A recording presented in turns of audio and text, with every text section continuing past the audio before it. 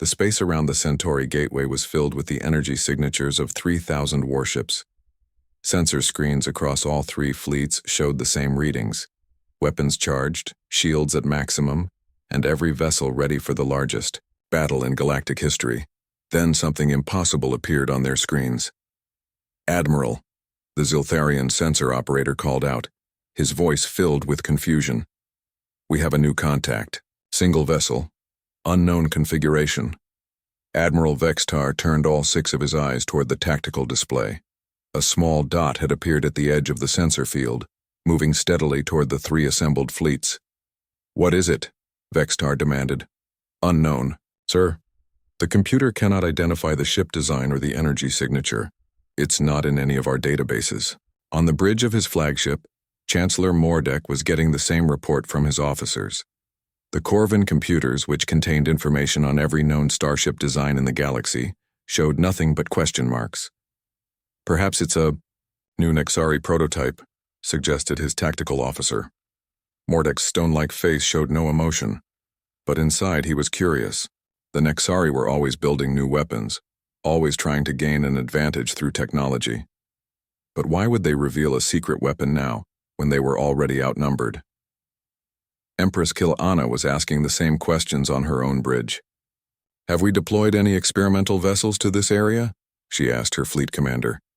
"No, Your Majesty, all of our ships are accounted for. This vessel is completely unknown." The mysterious ship continued its approach, and as it got closer, the three fleets began to get better sensor readings. What they saw made no sense. The vessel was roughly the same size as a heavy cruiser, about 800 meters long.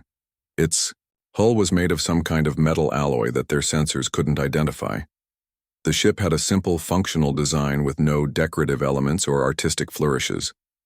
It looked almost primitive compared to the bioengineered elegance of Ziltharian vessels, the fortress-like strength of Corvin ships, or the predatory sleekness of Nexari warships. But there was something about its energy readings that made experienced military officers pause. The ship's power output was enormous, far more than anything its size should be able to generate. Its engines left a trail of particles that suggested technology none of them had ever seen before. Captain Jae-Sung Choi stood on the bridge of the TCS Indomitable, watching the alien fleets through his ship's advanced sensors. His crew worked quietly at their stations, professional and calm despite being outnumbered 3,000 to 1.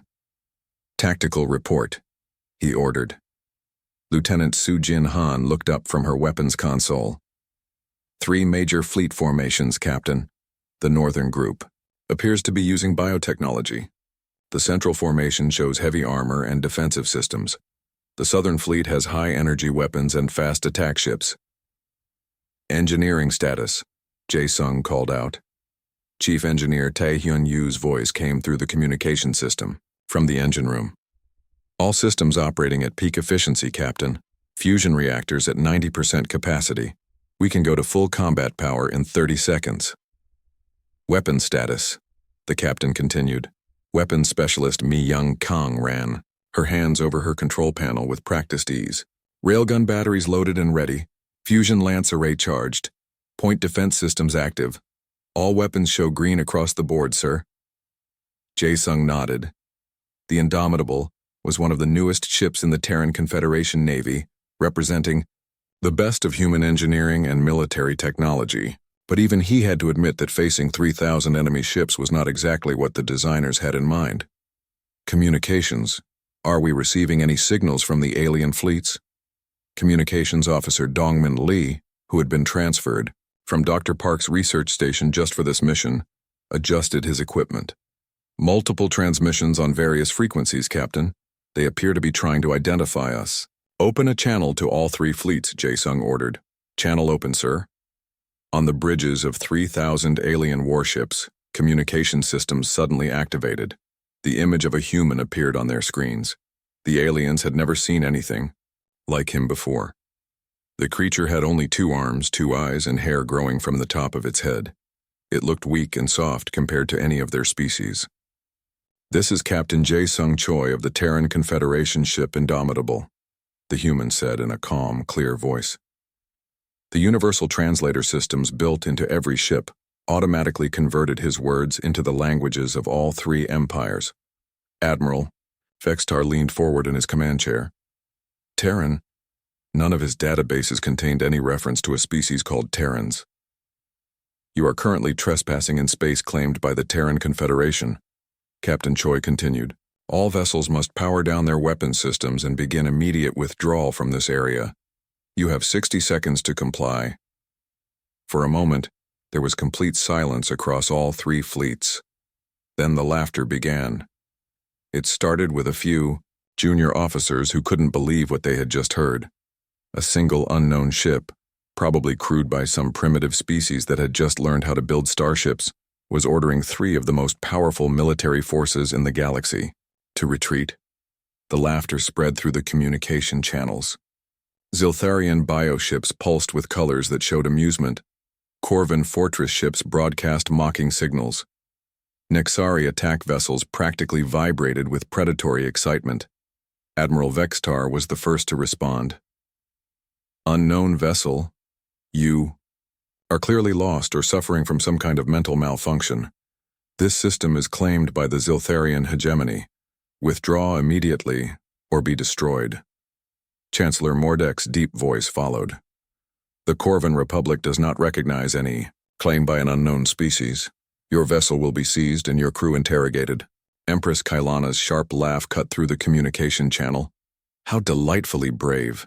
My fleet will give you a quick death as a reward for your courage. Captain Jae-sung listened to all three responses without showing any emotion. On his bridge, his crew continued their work with quiet efficiency. None of them seemed worried about the threats from 3,000 enemy ships. 60 seconds have elapsed, Lieutenant Soo-jin Han reported. So I see, Jae-sung replied. Communications, send a message to Earth Command. Report that we have made contact with 3 major alien powers, and that diplomatic negotiations have failed. Message sent, Captain, Dongmin Lee confirmed. Engineering, bring all systems to full combat readiness. All systems at 100%, Captain, came Taehyun's voice from the engine room. Weapons, prepare for engagement. Mi Young Kang's fingers moved across her controls like a pianist playing a complex piece of music. All weapons armed. And ready, Captain. Targeting systems active. The alien fleets watched in amazement as the single human ship changed course and began moving toward them instead of retreating. Energy readings from the vessel spiked as its unknown technology came online. It's actually going to attack us, Chancellor Mordek said, his voice filled with disbelief. This should be interesting, Admiral Vextar commented. His bioships already beginning to adapt their configurations for combat against this strange new enemy. All ships, Empress Kailana commanded her fleet, prepare for battle. But try to capture that vessel intact. I want to study this primitive technology. The 3 Empire fleets, which had been preparing to fight each other, suddenly found themselves facing a common enemy. For the first time in centuries, Ziltharian, Corvan, and Nexari ships powered their weapons and prepared to fire at the same target, 3,000 warships against 1. The odds were so overwhelming that many alien officers began placing bets on how quickly the battle would end. Most estimated less than 5 minutes. They were wrong about everything. Captain Jae-sung Choi stood calmly on his bridge as his ship approached the largest space battle in galactic history. Behind him, his crew worked with the quiet competence that marked the best of human military tradition.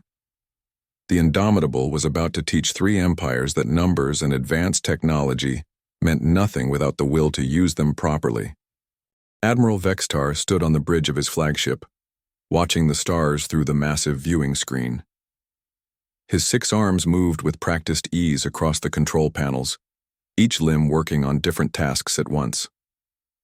The Ziltharian fleet stretched out before him like a deadly swarm of metal insects, 200 bioengineered warships, each one grown from living metal that could heal itself and adapt to any attack. He was proud of what his people had built. The Ziltharian hegemony controlled 47 star systems in the northern part of the galaxy. Their ships were alive, breathing, thinking machines that could change their shape and weapons based on what they faced. No other species had ever figured out how to make living starships. It made them superior to everyone else.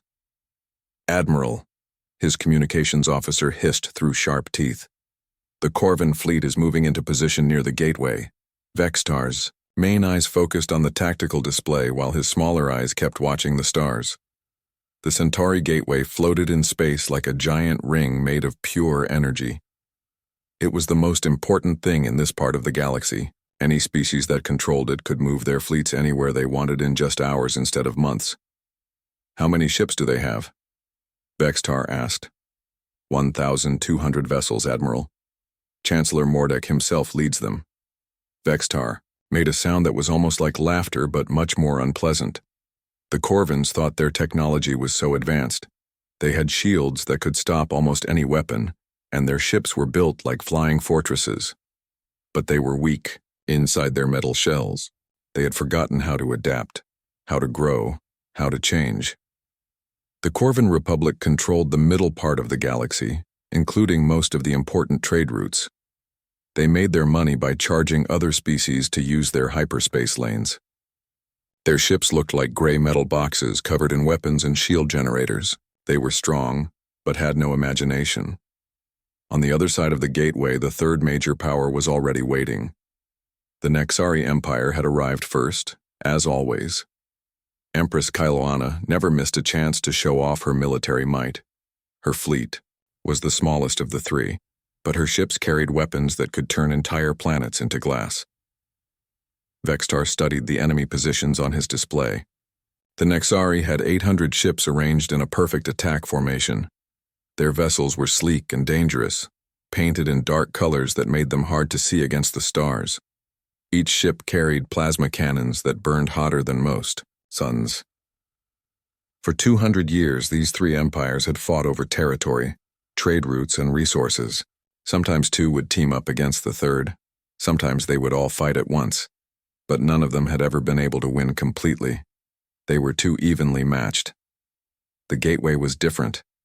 Whoever controlled it would control everything. The other two empires would have to obey or be destroyed. "Sir," another officer called out, "we're receiving a transmission from both enemy fleets." "Put them on screen," Vextar ordered. The viewing screen split into three parts. On the left was Chancellor Mordek of the Corvin Republic.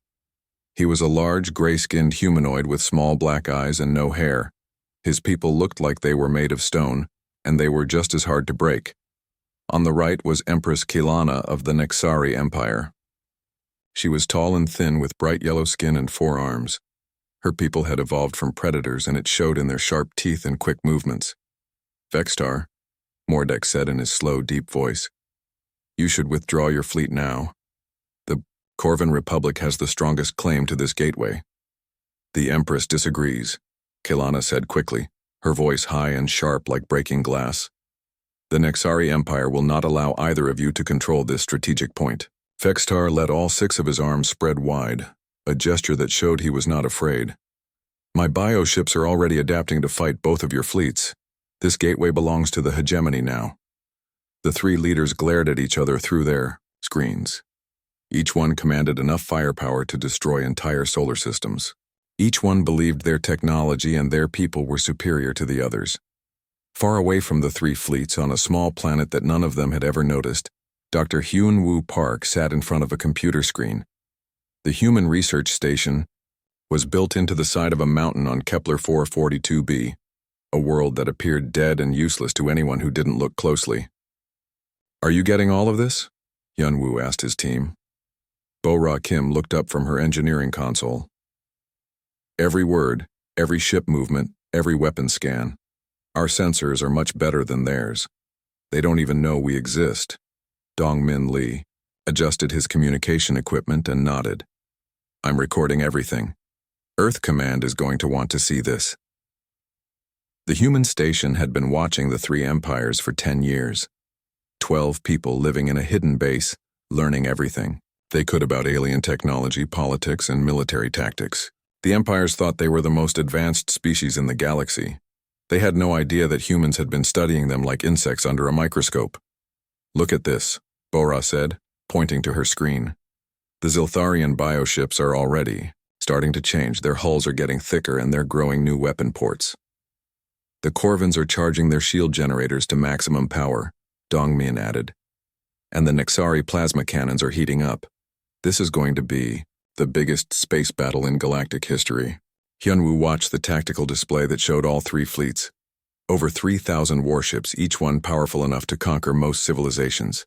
The aliens had built these massive militaries over centuries of warfare and conquest. They had destroyed hundreds of species who couldn't fight back. Any word from Earth? He asked. Bora checked her secure communication panel. The Confederation Navy is still 6 months away. We're on our own until then. The three Empire fleets continued to move into attack positions around the Centauri Gateway. Energy readings spiked as weapons powered up and shields activated. The space around the gateway began to glow with barely contained energy from thousands of war machines. Admiral Vextar watched his bio-ships spread out in a hunting formation. Each vessel was unique, grown from genetic templates that had been perfected over generations of warfare. Some looked like giant sea creatures with tentacles and teeth. Others resembled insects with multiple wings and weapon pods. All of them were hungry for battle. Chancellor Mordek's fleet formed into a solid wall of metal and shields. Corvan military doctrine was simple: build the strongest defenses possible, then advance slowly while destroying everything in front of you. Their ships were not beautiful, but they were nearly impossible to kill. Empress Kailana's vessels moved like a pack of hunters, fast and deadly. Nexari tactics focused on speed and firepower.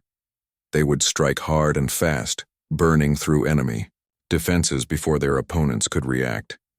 The three fleets faced each other across the empty space around the gateway. Weapons that could melt planets were aimed and ready. Shields that could stop nuclear explosions hummed with power. In a few hours, 2 of these empires would be broken, and one would rule the entire galaxy. None of them suspected that they were all about to become obsolete. Chancellor Mordek decided to end this foolishness quickly. The single alien vessel was still approaching his fleet, apparently believing it could fight 3,000 ships at once. Such stupidity deserved a fast death. "Fleet Command," he said, into his communication system. "Send 200 ships to destroy the unknown vessel. Make it quick and clean." "Yes, Chancellor," came the reply from his fleet commander. 200 Corvan warships broke away from the main formation and moved toward the Indomitable. Each ship was a masterpiece of defensive engineering, with armor plating that could stop nuclear explosions and shields that had never been penetrated by enemy weapons. Their gray hulls bristled with weapons designed to crack planets open like eggs. Admiral Vextar watched the Corvan ships advance and felt a mixture of amusement and disappointment. He had been curious about this unknown species and their primitive-looking technology. Now he would never get the chance to study them properly. "Typical Corvan thinking," he said to his officers. "No imagination, no curiosity, just brute force." Empress Kailana was thinking the same thing from her flagship. The Corvans were going to destroy the mysterious vessel before anyone could learn anything useful from it.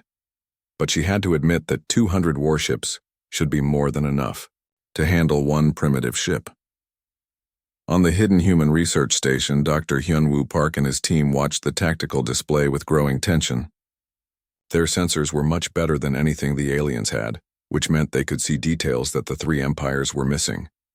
"The Corvan formation is moving into attack position," Bora Kim reported from her engineering console. 200 heavy cruisers and battleships. "I'm reading massive energy buildups from their weapon systems," Dongmin Lee added. "They're not taking any chances." Hyunwoo studied the readings from the Indomitable.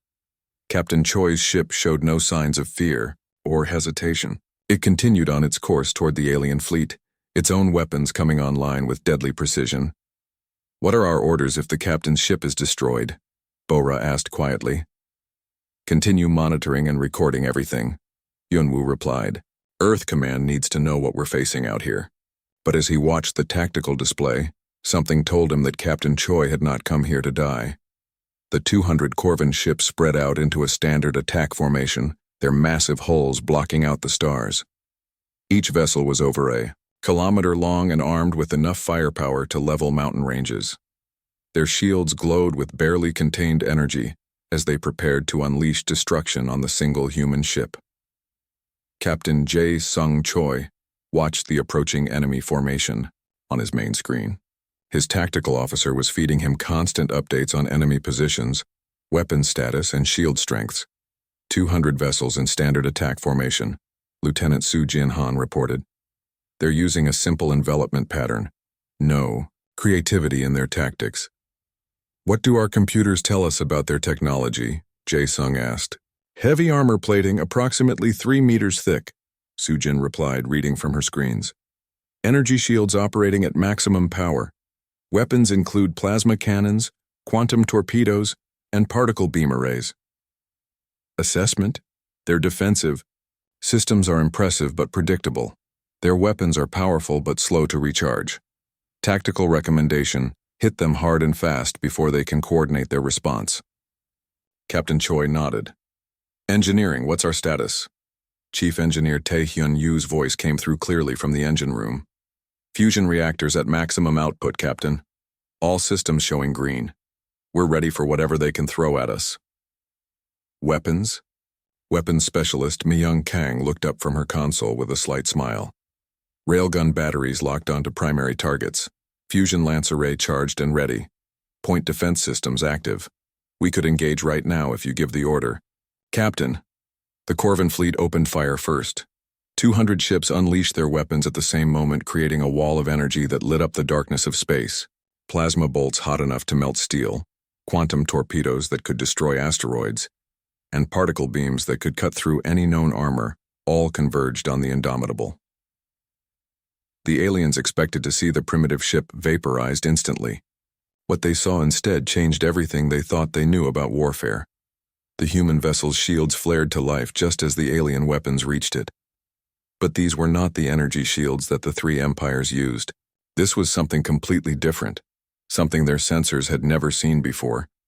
The plasma bolts, quantum torpedoes, and particle beams struck the Indomitable's defenses and simply disappeared. They didn't explode. They didn't bounce off. They didn't even cause the shields to flicker. The massive barrage that should have destroyed any ship in the known galaxy was absorbed as if it had never existed. What just happened? Chancellor Mordek demanded from his flagship. His weapons officer stared at his console in disbelief. Sir, all weapons show direct hits on target, but the enemy vessel shows no damage. No energy readings suggest shield failure or hull breach. That's impossible, Mordek said. Nothing can absorb that much firepower. On the Indomitable's bridge, Captain Choi watched the tactical display with calm satisfaction. Damage report, he ordered. No damage, Captain, Lieutenant Su Jin Han replied. Hull integrity at 100%, all systems nominal. Excellent, weapons, you may return fire. Mi-young Kang's hands moved across her controls with practiced skill. Engaging targets now, Captain. The Indomitable's response was swift and precise. Instead of the massive energy barrage that the aliens had used, the human ship fired a series of small focused beams. These were not plasma bolts or particle weapons. They were something much more dangerous. Pure kinetic energy accelerated to nearly the speed of light. The railgun projectiles struck the first line of Corvin ships before their sensors could even detect them. The metal slugs, each one weighing only a few kilograms, hit the alien vessels with the force of nuclear explosions. Corvin shields that had never failed in centuries of warfare simply ceased to exist. Armor plating that could stop planet killer missiles was punched through like paper. 12 Corvin ships exploded in the first volley. Their massive hulls, built to last for generations, were torn apart by projectiles that traveled faster than their computers could calculate. Impossible, Admiral Vextar whispered from his bioship. His advanced sensors were recording everything, and what he saw defied all known laws of physics and engineering. The Indomitable's second attack was even more devastating. Fusion lances, weapons that channeled the power of a star into a focused beam, reached out across space to touch the alien ships. Where the beams made contact, Corvin vessels simply vanished. They didn't explode or break apart. They were converted directly into energy and scattered across space as glowing particles. 25 more ships died in seconds. The remaining Corvin vessels tried to retreat, but they were too slow. Human weapons tracked them with perfect accuracy, reaching out to destroy ship after ship with clinical precision. The Corvin fleet, which had expected to win an easy victory, found itself being systematically eliminated by an enemy that seemed to be playing by completely different rules. "All ships, emergency retreat," Chancellor Mordek ordered, but it was too late. In 17 minutes of combat, 150 Corvan warships were reduced to drifting wreckage. The remaining 50 vessels fled in complete panic, their crews broadcasting confused reports about weapons that couldn't exist and shields that absorbed everything. Captain Jae-sung Choi watched the retreating enemy ships on his tactical display. "Weapons status," he called out. "Railgun batteries at 94% capacity," Mi-young reported. "Fusion Lance array optimal and ready for continued engagement. All defensive systems nominal." "Outstanding. Communications, send a message to the remaining fleets. Channel open, Captain." Jae-sung looked directly into the communication camera, his expression calm and professional. "This is Captain Choi of the TCS Indomitable. I have just demonstrated what happens to those who threaten Terran space or refuse lawful orders to withdraw. The offer still stands. Power down your weapons and leave this area immediately." The message was broadcast to all 3 fleets simultaneously. On 3,000 ships, alien crews stared at their screens in complete silence. They had just watched one of their most powerful battle groups destroyed by a single enemy vessel. Everything they thought they knew about military technology and space warfare had just been proven wrong. Admiral Vextar was the first to speak. "What kind of weapons were those?" he asked his science officer. "Unknown, Admiral. Our computers cannot identify the technology. The projectile weapons appeared to be simple kinetic energy, but accelerated to impossible velocities. The energy beams showed characteristics we have never encountered." Empress Kaylana was having the same conversation on her flagship. "How did they absorb our weapons fire?" "Unknown, Your Majesty. Their defensive systems do not match any known technology. It appears they can simply negate incoming energy attacks." For the first time in their long military careers, the commanders of 3 galactic empires found themselves facing an enemy they could not understand, using weapons they could not counter, and demonstrating capabilities that should not exist. The 3 empire leaders stared at their tactical displays in stunned silence. 150 of the most powerful warships in the galaxy had been destroyed in less than 20 minutes by a single enemy vessel. The wreckage floating around. The Centauri Gateway told a story that none of them wanted to believe. Admiral Vextar was the first to break the silence. His bioships pulsed with nervous energy as he opened a secure channel to the other 2 fleet commanders. "We need to talk," he said simply. Chancellor Mordek's stone face showed no emotion, but his voice carried a weight that had not been there before. "Agreed. Emergency conference. Now." Empress Kaylana's sharp features were twisted with something that looked almost like fear. "My flagship, 10 minutes." For the first time in over 2 centuries, the 3 most powerful beings in the galaxy were going to meet face to face, not to negotiate territory or trade agreements, but to discuss their survival. On the hidden human research station, Dr. Hyun-woo Park watched the enemy fleets with growing excitement. His sensors showed massive communication. Traffic between the 3 Empire flagships and transport shuttles were moving between the vessels. "They're calling an emergency meeting," Bora Kim observed from her console. "All 3 leaders are gathering on the Nexari flagship." "Can we listen in?" Hyun-woo asked. Dongmin Lee worked his communication equipment with expert skill. "Their security is good, but not good enough. I can break their encryption if you give me a few minutes." "Do it. Earth Command needs to know what they're planning." While the alien leaders prepared for their historic meeting, Captain Jae-sung Choi used the pause in combat to check on his crew and ship systems. The Indomitable had performed flawlessly during the engagement, but he was a careful commander who never took anything for granted. "Damage report from all stations," he ordered. One by one, his department heads reported in. Engineering reported all systems at peak performance. Weapons reported full readiness across all batteries. Communications reported clear channels to both Earth Command and the research station. Medical reported no casualties. "Excellent work, everyone," Jae-sung said to his crew. "But stay alert. This isn't over yet." Lieutenant Su Jin-han looked up from her tactical console. "Captain, the 3 fleets are repositioning. It looks like they're forming a combined formation. Show me. The main screen displayed the tactical situation around the gateway. The surviving Corvan ships had rejoined their main fleet. The Ziltharian bioships were moving into new attack positions. The Nexari vessels were spreading out to cover more space. But instead of preparing to fight each other, all three fleets were positioning themselves to face the Indomitable. They're working together, Sujin observed. I've never seen that before in any of our intelligence reports. Desperate times create strange alliances, Jae-sung replied. How many ships total? 2,850 vessels, Captain. Everything from fighters to dreadnoughts. Captain Choi studied the display for a long moment. Even for a ship as advanced as the Indomitable, those were serious odds. But he had his orders, and more importantly, he had complete confidence in his crew and their technology. On the Nexari flagship, the three Empire leaders sat around a conference table that had been hastily prepared for this unprecedented meeting. The room was filled with tension thick enough to cut with a knife. Admiral Vextar's 6 arms gestured nervously as he spoke. We all saw what happened to the Corvan attack fleet. This human ship has technology we cannot understand or counter. The Corvan Republic has lost 150 vessels, Chancellor Mordek said in his slow, deep voice. Ships that took decades to build, destroyed in minutes. Empress Kelana's forearms were folded across her chest, her sharp teeth visible as she spoke. The question is, what do we do about it? We could withdraw, Vextar suggested. Regroup, study the wreckage, try to understand their technology, and let them claim the gateway? Mordek's stone face showed the first crack of emotion.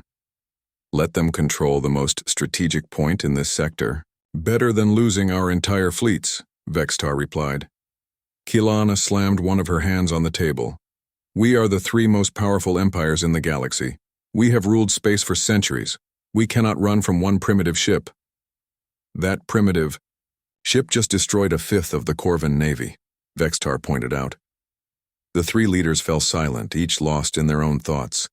They had spent so many years fighting each other that they had forgotten what it felt like to face a truly superior enemy. Finally, Chancellor Mordek spoke. There is one option we have not considered. The other 2 looked at him expectantly. A full alliance. All 3 fleets, all our best technology, coordinated attack. If we combine our strengths, we might be able to overwhelm them through sheer numbers. Admiral Vextar's bioships pulsed with consideration. My adaptive vessels, your fortress ships, and Kelana's fast attack craft. It could work. Empress Kelana nodded slowly. But if we fail, all 3 empires fall together. If we don't try, we fall separately, Mordek replied. After 2 centuries of warfare and mistrust, the 3 galactic empires made the decision to unite against a common threat. Treaties were signed in minutes that should have taken months to negotiate. Command structures were established. Battle plans were drawn up.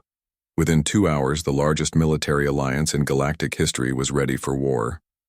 On the research station, Dongmin Li had finally broken through the alien encryption. I've got their communications, Dr. Park. They're planning a joint attack with all 3 fleets. Hyunwoo studied the intercepted battle plans with growing concern. How many ships? All of them. Nearly 3,000 vessels in a coordinated assault. Bioships that can adapt to any attack. Fortress ships with impenetrable defenses and fast attack ships with planet-killer weapons. Bora Kim looked up from her engineering console. Should we warn Captain Choi? He already knows. Hyunwoo replied, pointing to the tactical display. Look at the Indomitable's position. He's moving to intercept their formation. Captain Jae-sung Choi stood on his bridge, watching the massive alien fleet arrange itself for battle. Nearly 3,000 ships representing the combined military might of 3 galactic empires were preparing to attack his single vessel. Final systems check, he ordered. All weapons systems optimal, Mi Young Kang reported. Engineering reports all systems at peak performance, came Taehyun's voice from the engine room. Communications clear on all channels, Dongmin confirmed. Tactical. Analysis complete, Lieutenant Su Jin Han added. Enemy fleet shows maximum coordination. All three Empire technologies working together. This will be their strongest possible attack. Jae-sung nodded. Then we'll show them our strongest response. All hands, battle stations, prepare for engagement. Across the Indomitable, human crew members went to their combat positions with calm efficiency. They had trained for this moment for years, knowing that someday they would face overwhelming odds in defense of their species and their values. The three Empire fleets began their advance. Bioships that could heal themselves and adapt to any attack. Fortress ships that had never been defeated in battle.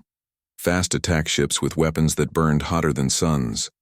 All moving together with perfect coordination toward a single human. Vessel Admiral Vextar watched from his flagship as the greatest military force ever assembled prepared for battle. All ships commence attack pattern Alpha. Concentrate all firepower on the enemy vessel. Leave nothing to chance. Chancellor Mordek's deep voice echoed across the Corvan fleet. All fortress ships, maximum shields, full weapons power. Show them the strength of Corvan engineering. Empress Kailana's sharp laugh cut through the communication channels.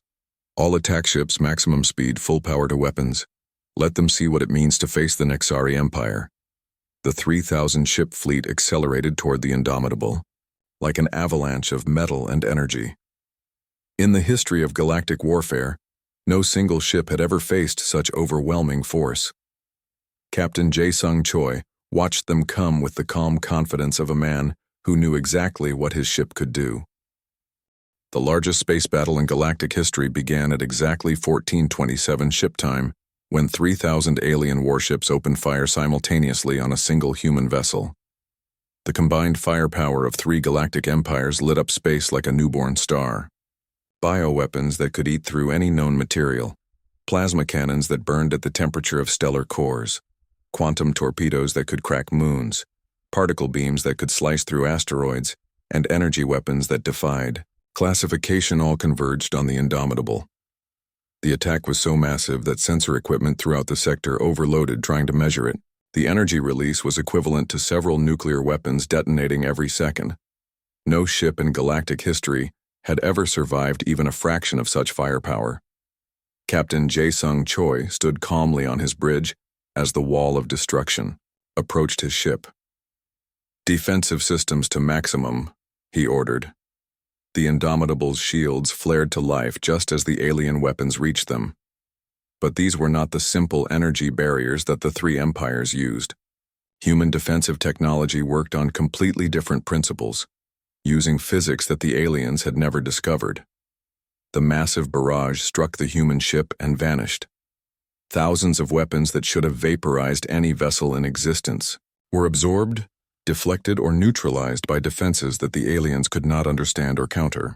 "Damage report," Captain Choi called out.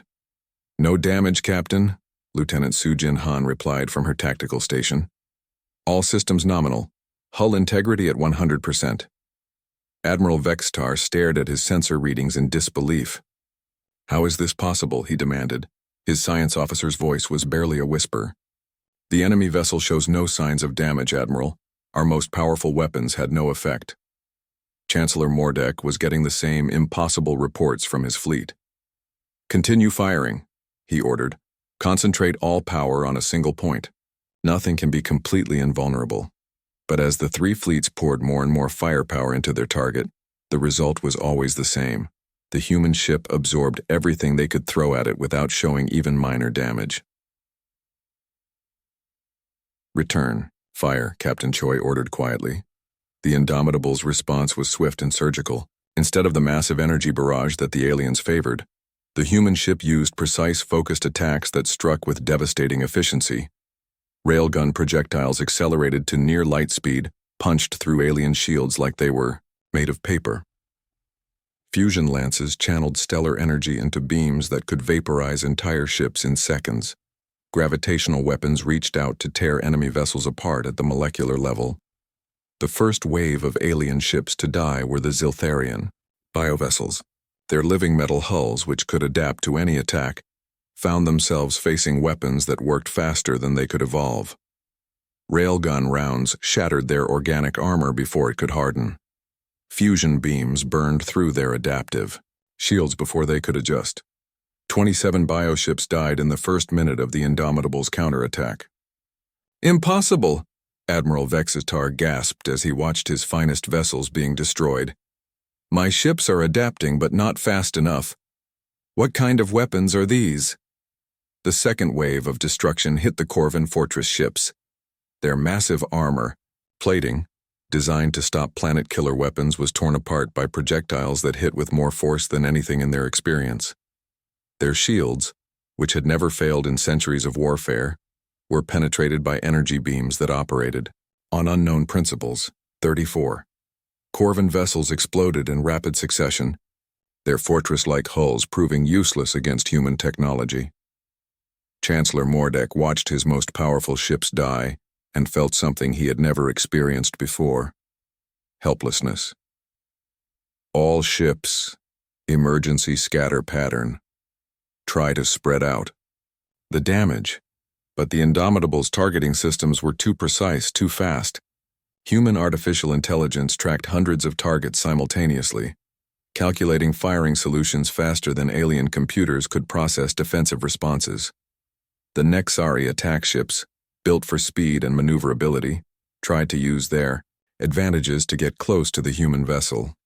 Their plasma cannons, designed to burn through any armor, fired continuously as they approached. It made no difference. The fast attack ships were destroyed just as easily as the larger vessels.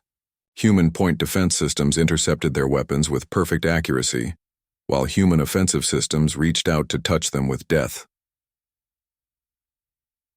41 Nexari ships vanished in explosions of superheated plasma as their own weapons were turned against them by technology they could not comprehend.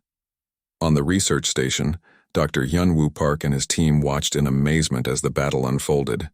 Their sensors showed the impossible: a single ship systematically destroying the largest fleet ever assembled. "How is Captain Choi doing this?" Bo-Ra Kim asked, her voice filled with wonder. "Superior technology," Yunwoo replied. "But more than that. Superior training, superior tactics, and superior understanding of the principles of warfare." Dongmin Lee looked up from his communication console. "The alien fleets are starting to break formation. Some ships are trying to retreat. They're learning what every bully learns eventually," Hyunwoo observed. "There's always someone stronger." The battle continued for 8 hours. 8 hours of systematic destruction as the Indomitable worked its way through the largest military force in galactic history. Human weapons reached out with clinical precision to touch alien ships with death. Human defenses absorbed everything the three empires could throw at them. One by one, the pride of 3 galactic empires was reduced to floating wreckage. Admiral Vextar's flagship was among the last to fall. As fusion lances reached out to claim his bioship, he broadcast a final message to the human vessel. "What are you?" he asked. Captain Choi's response was simple. "We are what you could have been if you had chosen to grow instead of stagnate." When the battle finally ended, less than 200 alien ships remained from the original 3,000. These survivors fled in complete panic, carrying word of humanity's military superiority to every corner of the galaxy. The 3 empire leaders found themselves in the unprecedented position of requesting surrender terms from a single enemy vessel. "This is Admiral Vextar of what remains of the Ziltharian fleet," came the transmission. We surrender. What are your terms?" Captain Choi's response would reshape galactic politics forever. The Terran Confederation seeks no territory and desires no conquest. However, this sector is now under Terran protection. Any species or government that threatens innocent civilizations, that enslaves other peoples, or that wages aggressive war will face immediate intervention. "You cannot police the entire galaxy with one ship," Empress Kelana protested weakly. "Who said we only had one ship?" Captain Choi replied. As if summoned by his words, new contacts began appearing on surviving alien sensors. Ship after ship emerged from hyperspace, all showing the same energy signature as the Indomitable. Within minutes, a full Terran fleet had assembled around the gateway. Captain Choi's voice continued the broadcast to the fleeing alien survivors. The age of empire is over. The age of cooperation begins now. Return to your home systems and inform your governments that humanity extends an offer of friendship to all species willing to coexist peacefully. Those who choose otherwise will find that the Terran Confederation has a very long reach. On his hidden research station, Dr. Hyunwoo Park received new orders from Earth Command. Prepare facilities for diplomatic contact with former Empire species seeking peaceful relations with humanity. The message was clear. Humans had been present in the galaxy for decades, quietly watching, learning, and preparing. The three empires had built their civilizations on conquest and domination, never realizing that a species dedicated to growth, cooperation, and continuous improvement was studying their every move. Admiral Vextar's bioship limped back toward Ziltharian space, carrying news that would shock his entire civilization. The hegemony, which had considered itself the master of biological technology, had been defeated by simple kinetic weapons applied with perfect precision. Chancellor Mordek's remaining fortress ships retreated to Corvan territory with similar news. The Republic's impenetrable defenses had been penetrated by energy beams that operated on principles their scientists didn't understand. Empress Kylana's surviving attack ships fled to Nixari space, their crews babbling about weapons that moved faster than light and shields that absorbed anything. The Empire's fastest and deadliest vessels had been swatted aside like insects. As the alien survivors spread word of humanity's capabilities throughout the galaxy, a new reality began to emerge. The three great empires which had ruled space, through fear and superior technology, suddenly found themselves obsolete. Species that had been conquered or enslaved by the empires began to hope for the first time in generations. Civilizations that had been forced to pay tribute started planning for freedom. The news spread faster than the fastest ships. There was a new power in the galaxy, and it protected the weak instead of exploiting them. Captain Jae-Sung Choi set course for the next sector, knowing what he would find there. More advanced civilizations that believed themselves secure in their superiority, unaware that humanity had been preparing for this moment for decades.